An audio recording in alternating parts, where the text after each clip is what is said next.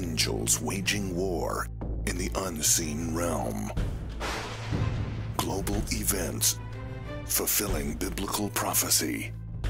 Eternal life. What lies beyond mortality? From analyzing the paranormal from a biblical worldview to the discussion of cutting-edge science and technology, conspiracy, discovery, special investigative reports. Unafraid to explore the challenging issues facing humanity. Welcome to another edition of SkyWatch TV.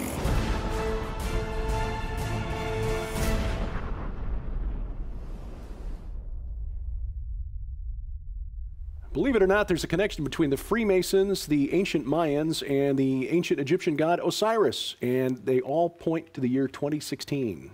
Welcome to SkyWatch TV. I'm Derek Gilbert in studio with my best friend and wife, Sharon K. Gilbert. Hi, honey. And the author of a book that is very timely and very conveniently has the name of the year in the name, Zenith 2016, SkyWatch TV CEO, Tom Horn. Hi, Tom. You did some really remarkable research, some dots connected here that were eye-popping. You've done it in 2012 and again in 2016. What were the Mayans seeing, and what are some of the other, well, even Christian pastors and preachers, famous ones, who pointed to this period of time that we're in right now as being especially significant? Yeah, you know, this was probably one of the most incredible periods of study for me and research. And a lot of people that have read Zenith 2016, you know, they say that's my magnum opus. It's the best thing I ever did. And it's probably because it was actually the last time I had an entire year that I could dedicate to just doing research and writing. So it was timely. But what had happened was, you know, as you know, everybody in 2005, 6, 7, 8, they were all saying that the Maya had said that the world was going to end in the year 2012, right? And so I, at that time, had just kind of a mild curiosity about it, but I wanted to find out, what did the Maya really say? Is this all just a bunch of New Agers? They're making up stuff, or they're kind of, you know, misquoting the Maya, or what was going on? And so I wound up getting the research information from an academic by the name of Richard Luxton. And he was the guy that befriended the modern Maya and got permission from them after he gained their trust to translate a book called the Book of the Kumiel, or the Council Book of the Yucatecan Maya, that had been written down over 500 years ago, and he translated it into English. And so his was the work that I was following, and was learning that no, the Maya never said the world was going to end in the year 2012.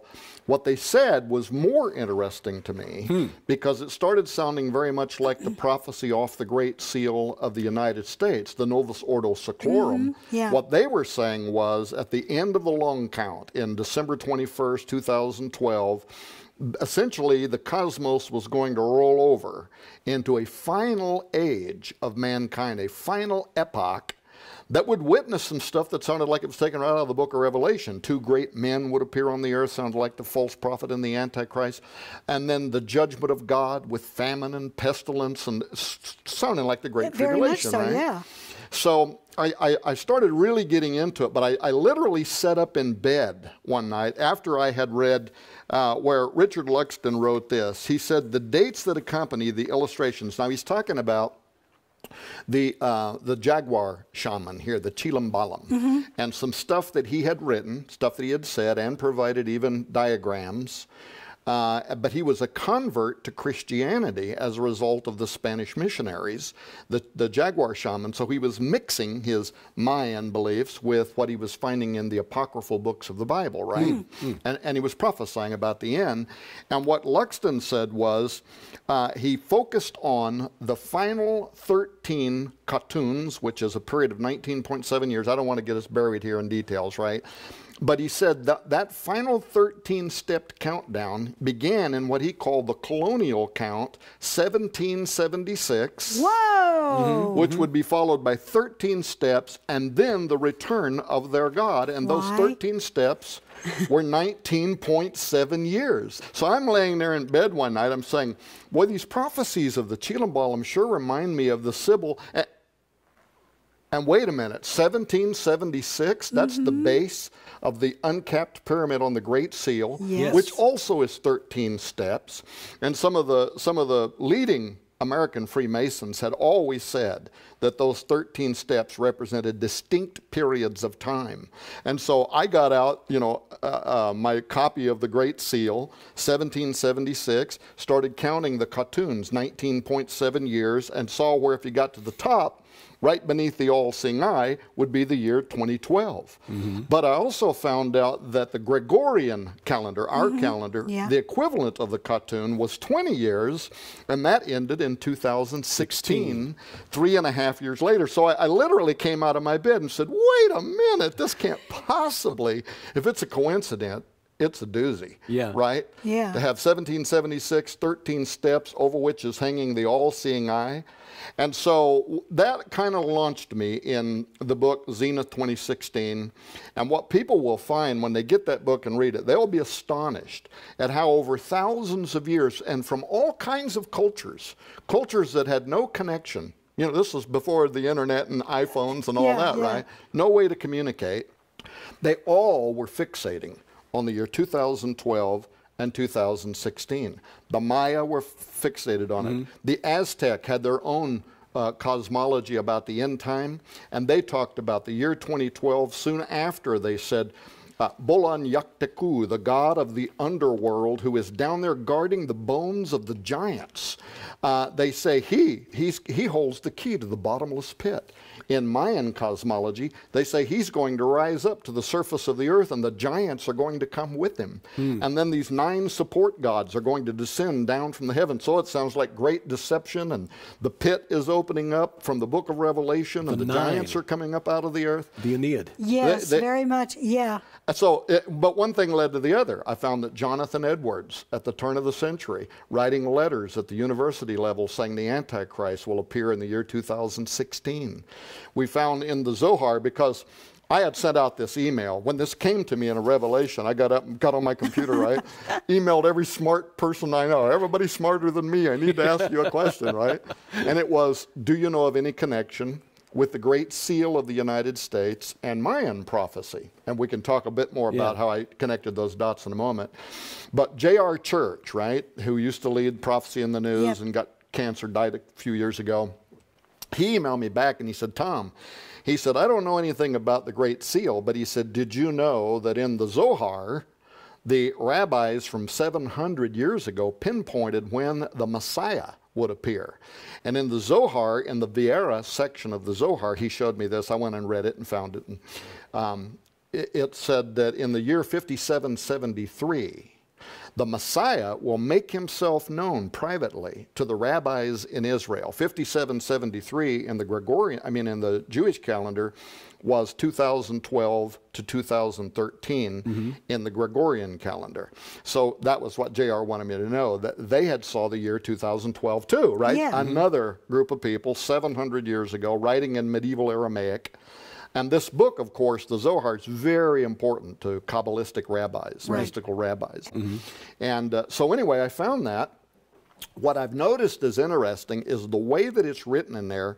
It sounds like it is even part of the prophecy of the popes, in that they say that the Messiah will appear in Jerusalem in 2012 to 2013, make himself known to the rabbis in Jerusalem, and sometime after that, he will begin making himself known to the people of the world. Well, you and I know that since then until even just this last week, major rabbis in Israel, several of them, their most respected rabbis, saying that the Messiah is here and his manifestation is imminent, even telling the kids that are going to their, to the rabbi schools not to leave Jerusalem and be traveling. It's that imminent. It's that close to him. And they're pointing to very specific prophecies issued by rabbis from several hundred years ago. The Vilna Gaon is one in particular. The genius of Vilna, which is the capital of Lithuania, said that the Messiah would appear after Russia took Constantinople, which is Istanbul,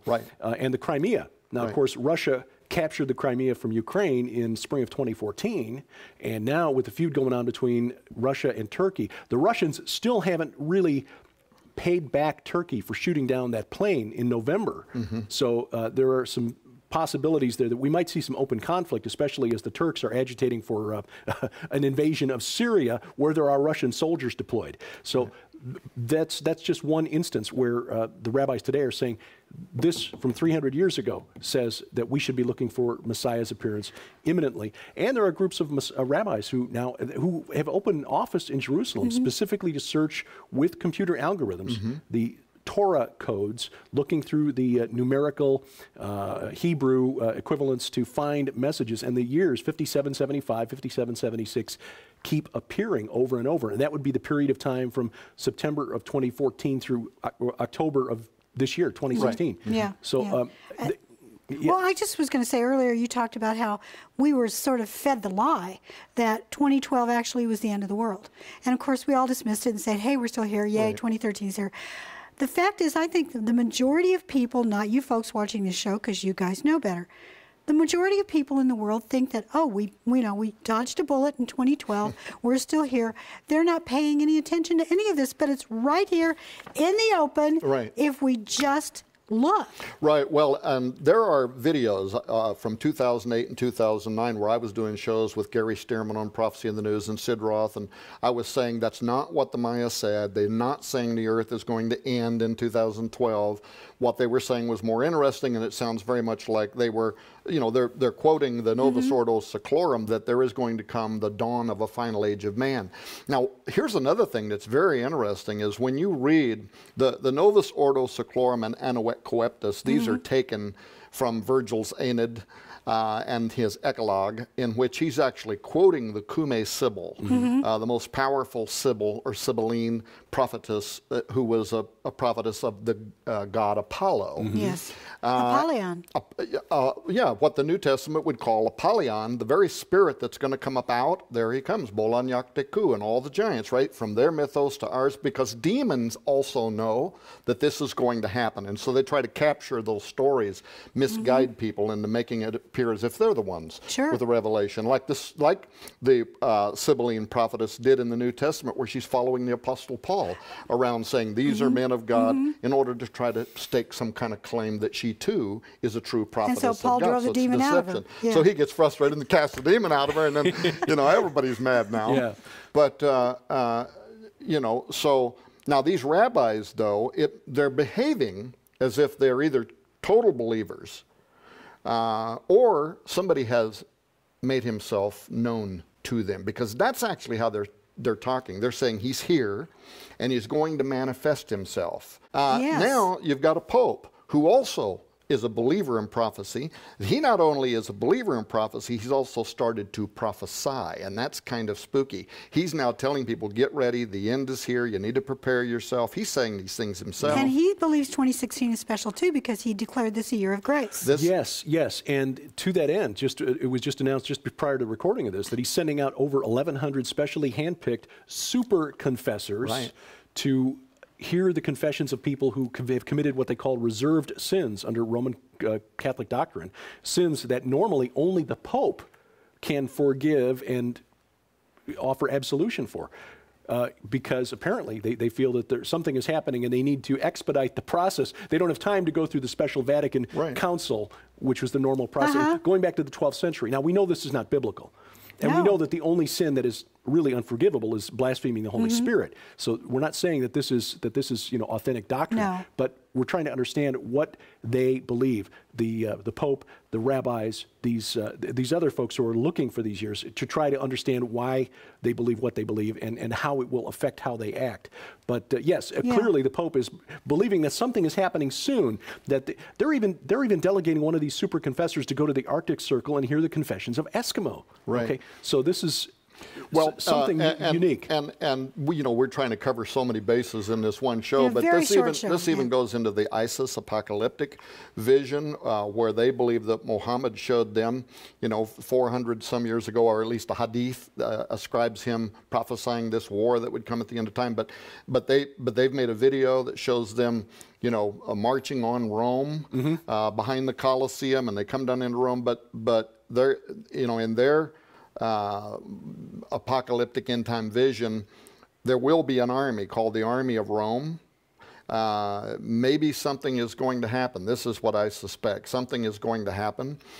Maybe ISIS uses a weapon of mass destruction, which then causes a coalition army to come together. But the Pope calls for the rejuvenation of the Christian rules for just war. Just war. And if he does do that, as far as both, you know, the world and the Muslims would see this as a battle being fought under the banner of Rome. So it really feels like there are a lot of people that believe that the year 2016, and they have for thousands of years, is very, very significant. Now, we're going to find out. By the way, I'm not saying that in 2016, you know, we're going to enter the Great Tribulation or the Antichrist is going to appear or anything else. What I am saying is when you read that book, you'll find out that dozens of people for thousands of years did say that. And that's really the question of the book. Why? Well, why were the disciples inspired to ask Jesus himself, what are the signs of the end of the age? Yeah, what are the signs of the end of the age? And as David Flynn, our old friend that's, you know, in heaven now, talking this over with people smarter than I am, obviously. But his brother Mark is carrying on. But he said that the, you know, he was talking about the precision of the equinoxes and that sort of thing. You know, David, right? Oh, gosh. I can barely quote him well. Josh Peck could follow it. But he said that the conditions of the stars were exactly the same in the days of Noah as they would be following the year 2012. So that when Jesus said, as it was in the days of Noah, he was talking about the alignment of the planets and a lot of other really deep things being the same as you know. If that's new to you, by the way, you have the David Flynn collection. Yeah, we do have the David Flynn collection. They can get it and read greater minds than mine. But the Cherokee Indians, 200 years ago, and you can get these at the academic level. They're called the Chickamauguan Star Constellation Prophecies, or more simply, the Rattlesnake Prophecies. 200 some years ago, they go into a whole apocalyptic frenzy, and they write down how in the year 2012, the end of this era will come. Following that will be a final era of mankind. But they saw the return of what the Aztec would call Quetzalcoatl, what the Maya call Kukulkan, right? This serpent that has the power of air, sometime shortly thereafter, 2012, returning. Well, this is the book of Revelation and this great war between God and the dragon, right? Yeah. Well, we need to take a break, but I want to ask when we come back, how the Freemasons managed to incorporate this period of time, this step pyramid, and leading to the period of time that we're in right now into the Great Seal. We'll discuss that and tell you how you can get a copy of Zenith 2016 when SkyWatch TV continues after this.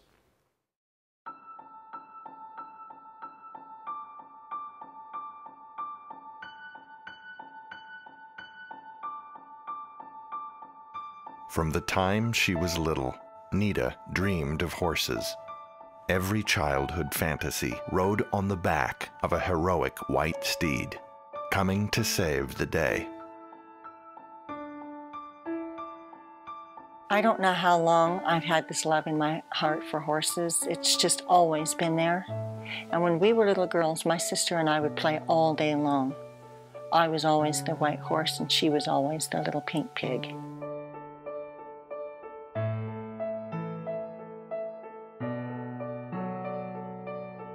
Let's pretend Lightning and Rosie can fly.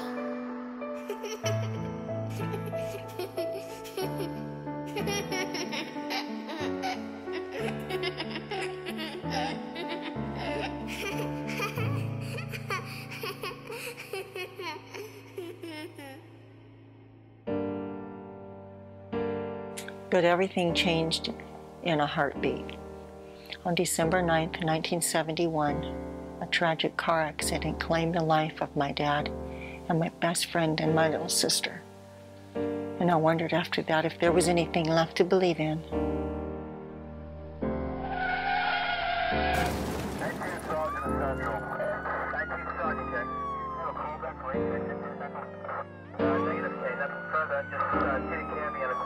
Move aside, let the ambulance through.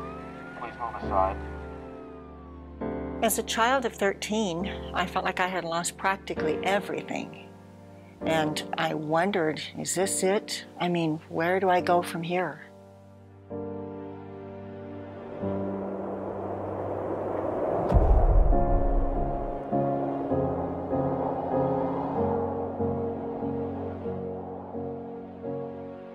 I could not have imagined back then how God could use horses, of all things, to restore my faith and vision for the future. Starting April 19th, get your copy of Nita Horn's inspirational new book, No Fences, and learn for the first time her amazing story of loss, survival, determination, and healing. How the vision and love God gave her for these beautiful and majestic animals eventually led to the 150-acre Whispering Ponies Ranch, a general retreat facility, as well as a premier training location that specializes in using and gifting therapeutic animals to benefit the herding. Other care facilities, schools, and ministries across the nation. When God puts something in your heart, it's there for a lifetime.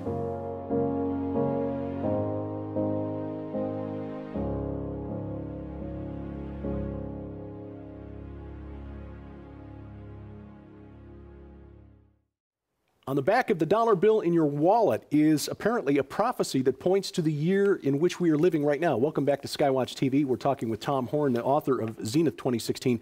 How did the Freemasons incorporate this into the Great Seal? What did they know about what the ancient Mayans knew? Yeah, well, you know, and once again, we started the show out early with me saying I literally sat up in bed one day because I'm reading the Maya saying 1776, 13-step countdown, then the return of their God. Well, that's the symbolism on the reverse side of the Great Seal of the United States, where it's got 1776, 13 steps, and then the all-seeing eye.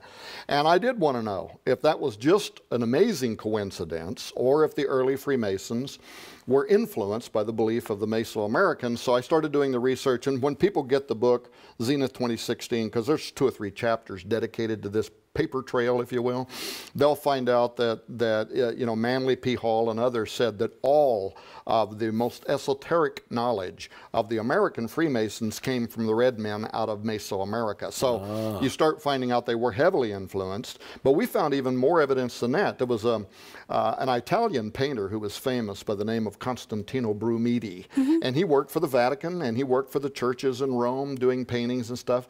Well, he migrates to the United States in the 1800s. He becomes an American citizen and goes to work for the Jesuits in New York, who were considered at that time to be kind of the real power, right? And certainly Rome's presence and influence in the Americas in those early years.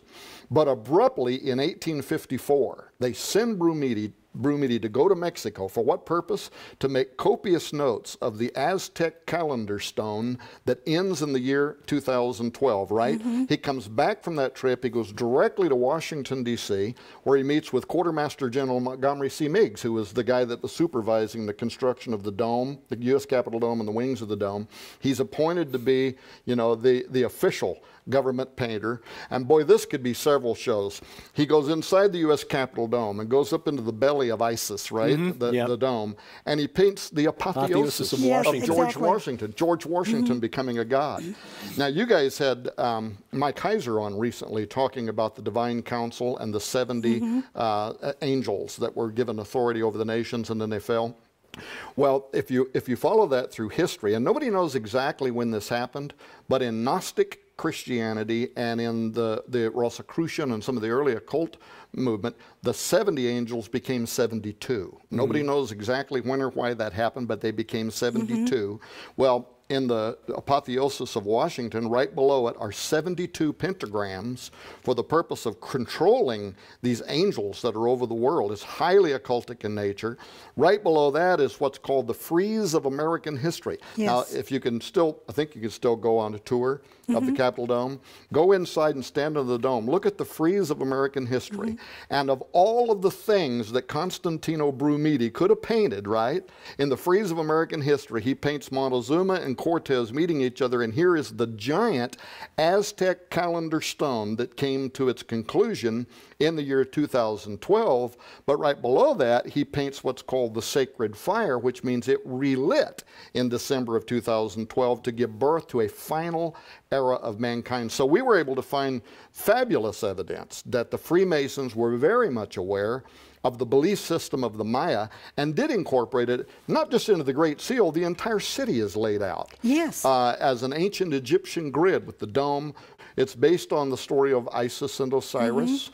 But the purpose of those are to serve as a generator to draw the seed of Osiris out of the underworld so that he could be incarnate in the Pharaoh so that Egypt would have divine representation. And we found out that every inauguration of every American president across town at the House of the Temple, the Herodome, the official headquarters of the 33rd degree Freemasons, every time a president's inaugurated, they conduct the raising of Osiris ceremony so that America can have divine representation, but more so that this prophecy can someday be fulfilled and that the leader of America will become Osiris, Apollo, incarnate, what the New Testament would call the arrival of the Antichrist. Oh my goodness. Well, we don't make predictions, we don't set dates, but it is important to understand what other people think because, especially when it comes to occultic beliefs, to understand the designs of the enemy. And to that end, to help understand and break the code, Tom Horn's book, Zenith 2016, we're offering it to you for the list price of $19.95. But with that, these two books by Grant Jeffrey at no charge while supplies last, One Nation Under God and Shadow Government. And if supplies run out. One Nation Under Attack. Big difference. Yeah, that is a big difference. One Nation Under Attack. If we run out of the Grant Jeffrey books, because there is a limited supply of those, we will offer other books of similar value, along with Zenith 2016. Again, $19.95 plus shipping and handling from the SkyWatch TV store, skywatchtvstore.com. Tom, fascinating work. It's an honor to be here to get to pick your brain about this stuff on a daily basis. Well, we're going to find out if everybody was right. That's exactly right. For Tom Horn and Sharon K. Gilbert, we thank you for watching as we keep watch. I'm Derek Gilbert, and this is SkyWatch TV. To celebrate the release of Nita Horn's inspiring new book, No Fences, SkyWatch TV would like you to tell your story, because after all, even if you don't think so, you actually have a story. Send in your story, and we are going to choose the 10 best, and they'll be published for Christmas release in an anthology of those stories, along with the book that you buy that is actually only $19.95. Am I right on that? That's correct. For free. Tom Horn, crazy guy, he's throwing in a journal which on its own, most of these retail for $20 on their own. So this journal is to help you start writing your story.